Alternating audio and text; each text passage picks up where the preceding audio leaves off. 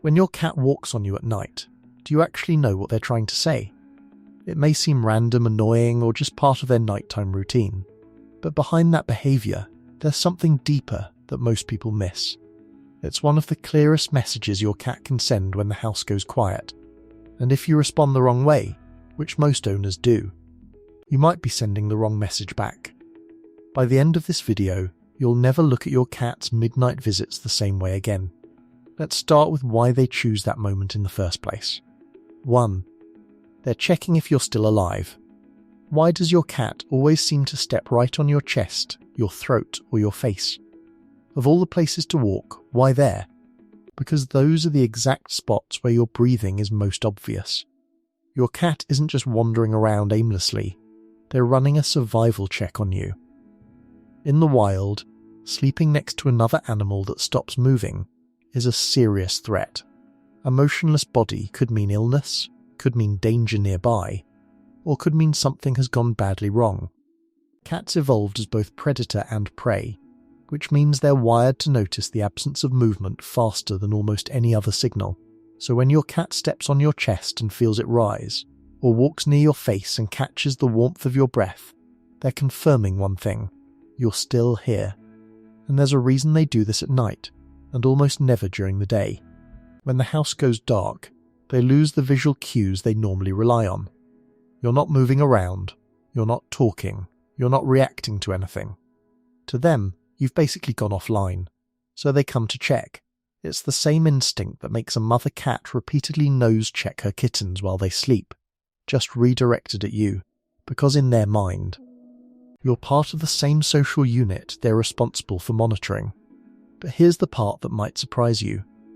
There's a much deeper reason your cat keeps choosing you as their landing spot at Thram, and it goes all the way back to when they were a kitten. I'll get to that one last, because honestly, it changes the way you see every single nighttime visit. 2. They're secretly marking you as theirs. Ever wonder why your cat doesn't just sit next to you at night? Why do they have to physically walk across your body like you're some kind of sidewalk? Here's what's actually happening. Your cat has scent glands in their paw pads. Every single step they take on your skin, your clothes, your blanket, they're leaving behind a chemical signature that's invisible to you, but screams ownership to any other animal in the house. And this isn't random affection. This is biology doing its thing. Think of it like this. During the day, you shower, you go outside, you touch other things, other people, maybe even other animals. By the time you get into bed, your cat's scent from the night before has basically been erased, so every night they reset it.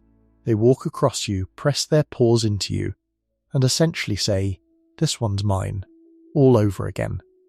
This is also why some cats will deliberately walk over freshly washed sheets or a clean shirt before anything else, almost like they're in a hurry to overwrite the smell of detergent with their own. It's not pickiness, it's territory maintenance. Researchers at the University of Lincoln found that cats who live in multi-pet households do this significantly more than single pet cats, because when there's competition, marking becomes urgent. If you've ever noticed your cat suddenly increasing this nighttime walking after a new pet joins the household, this is exactly why. They're not adjusting to a new roommate quietly. They're actively re-establishing their claim on you every single night until the new arrival fully understands the hierarchy. So next time your cat paces across your chest at 2 am, just know they're not being annoying. They're renewing the lease. 3. They heard something you completely missed. Have you ever been dead asleep and suddenly your cat just stands up on your chest out of nowhere? No warning, no build-up, just paws on you and wide eyes staring at the door like something's about to walk in? That's not paranoia. That's your cat reacting to something real. Cats can hear frequencies up to 64,000 Hz. Humans tap out at around 20,000. That means your cat is picking up on sounds that literally don't exist in your world. A pipe shifting behind the wall.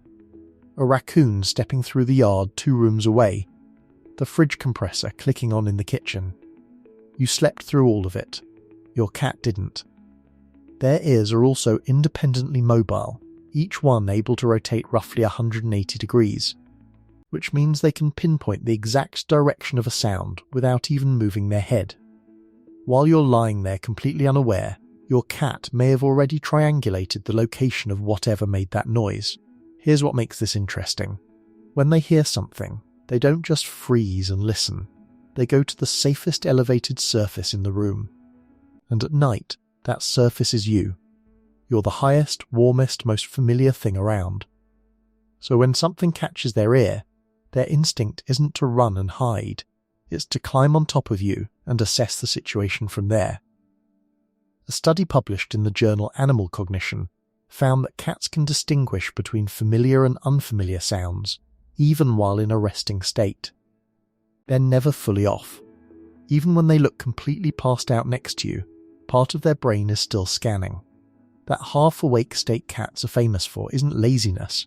It's an evolved compromise between rest and readiness, and you happen to be the safest place to do that scanning from. 4. Your body is their personal heater. Why does your cat always end up on the warmest part of your body? Not next to you, not near you, directly on top of you, in the exact spot where the most heat is coming off. This one's pure biology. A cat's resting body temperature sits between 38 and 39 degrees Celsius, which is a couple of degrees higher than yours. That means they burn through body heat faster, especially at night when the house cools down and there's no sunlight to soak up. So they go looking for the next best thing. And that next best thing is you. But here's what most people don't realise. They're not just plopping down anywhere, they're actually scanning for the hotspot. That's why you'll feel them walk slowly across your legs, pause on your stomach, shift to your chest, and then finally settle. That whole routine that feels random, it's a thermal map. They're stepping across different zones of your body, comparing temperatures through the pads of their paws until they land on the warmest spot. This is also why you'll often find your cat curled up exactly where a laptop or a sunny patch was sitting an hour earlier. Their entire instinct is built around chasing residual warmth, and a sleeping human is basically a slow-moving furnace that never turns off. This is also why cats tend to favour your chest or your lap over your legs or feet. Your core generates the most heat, and your cat figured that out a long time ago. You'll also notice this behaviour gets worse in winter. Not because your cat suddenly loves you more in December, but because the temperature gap between the house and their body gets bigger, and you become even more valuable as a heat source. 5. They're trying to get you up on purpose. Ever notice how sometimes your cat doesn't just walk on you and settle down? They walk on you, then sit on your face, then purr directly into your ear, then bat at your hand until you physically cannot ignore them anymore. That's not affection. That's a campaign. Cats are crepuscular, which means their bodies are wired to be most active at dawn and dusk. So while you're deep in your best sleep around 5 am, your cat is entering their biological prime time. They're alert, they're energised, and they've got an agenda. And that agenda usually falls into one of 2 categories. The first one is food. Cats have incredibly accurate internal clocks. If you feed them around the same time every morning, they don't need an alarm. Their body tells them when breakfast is close, and they will start the campaign early, just to make sure you don't forget. A study from the University of Zurich found that cats can anticipate feeding times with shocking accuracy, sometimes down to a 15-minute window. So when your cat starts walking on you at 5:45, and breakfast is usually at 6 nuho, that's not a coincidence, that's planning. The second one is boredom.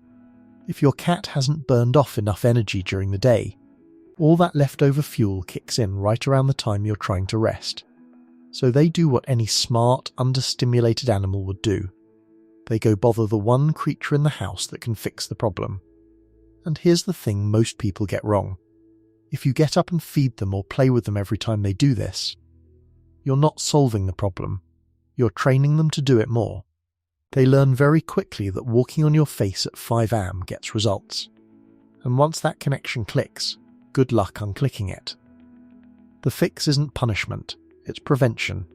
A play session before bed and an automatic feeder set for early morning can quietly remove the entire incentive without a single argument between you and your cat. 6. They're needing because you feel like mum. Remember in the beginning when I said there's a deeper reason your cat keeps choosing you as their landing spot at 3am? Something that goes all the way back to when they were a kitten? This is that moment. If your cat walks on you and then starts doing that slow, rhythmic push with their paws, pressing in and out like they're working dough, that behaviour has a name. Cat owners call it making biscuits. But what it actually is might be the most emotionally powerful thing your cat ever does around you. When kittens are born, they knead against their mother's belly to stimulate milk flow. It's one of the very first things they ever learn to do. That behaviour doesn't go away. It stays with them their entire life. So when your adult cat climbs on top of you in the middle of the night and starts kneading your chest or your stomach, their brain is replaying the closest thing they have to a childhood memory. And the reason they're doing it on you is because in that moment, your warmth, your breathing, your heartbeat, it all feels like the safest place they've ever known. You feel like mum. 7. They're choosing the safest possible perimeter. Cats are deeply territorial animals, and even inside a home they consider completely safe, they're constantly ranking spots by how exposed or protected they feel. A spot on the floor leaves them open on all sides. A spot on top of you, especially tucked against your side or back, gives them a wall of warmth on one side and a clear view of the room on the other. This is the same logic that makes cats prefer high shelves and the backs of couches. Elevation equals safety in a cat's mind, because it limits the directions a threat can come from. At night you become a moving, breathing, heat-generating piece of elevated furniture, and your cat treats you exactly that way, as the single most secure location available to them in the entire house. This is also part of why cats so often choose to sleep against your back rather than your front. Your back is the part of you they can't see your face react to, which oddly makes it feel like neutral, low-pressure territory. Somewhere they can settle without the possibility of a sudden movement from you startling them awake. 8. It's a habit your own behaviour taught them. This last one isn't biology, it's conditioning, and it's worth knowing, because it explains why some cats do this every single night, while others almost never do. Cats are extremely fast learners when it comes to cause and effect. If, even occasionally, a walk across your chest at 3am has ever been followed by you petting them, talking to them, letting them under the blanket, or getting up to feed them, your cat's brain has logged that sequence as a successful strategy. It doesn't take consistent reinforcement either. Behavioural psychologists have long shown that intermittent rewards, ones that don't happen every time, are actually more powerful at locking in a habit than rewards that happen constantly. So even if you only respond 2 or 3 nights out of 10, your cat has learned that the behaviour sometimes works, and that's more than enough motivation to keep trying every night, just in case tonight is one of the nights it pays off. So if you're wondering why your cat seems to have turned nighttime walking into a full ritual, there's a good chance it's because somewhere along the way, without realising it, you taught them that it works.